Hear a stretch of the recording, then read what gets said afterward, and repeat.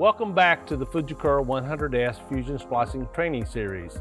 In this episode, we'll cover common splicing problems, what they look like, and what to check first to get back to clean, consistent results. When something doesn't look right, resist the urge to start changing settings. Most issues are caused by prep, cleanliness, or calibration, not the splice recipe. A good troubleshooting order is simple. Check prep first, then cleanliness, then cleave quality, then calibration, then electrodes. One of the most common symptoms is high estimated splice loss. When you see high loss, check the basics first: fiber prep, cleanliness, and cleave quality. Contamination on the fiber end face or in the V grooves can prevent proper alignment, even if everything else looks correct. If the conditions have changed or calibration hasn't been run recently, perform arc calibration before continuing.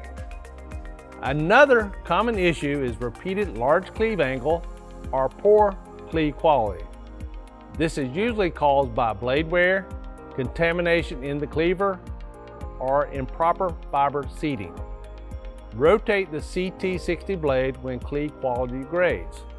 Consistent cleaves are critical to consistent splices. And remember, never clean the fiber after cleaving. That often makes things worse, not better.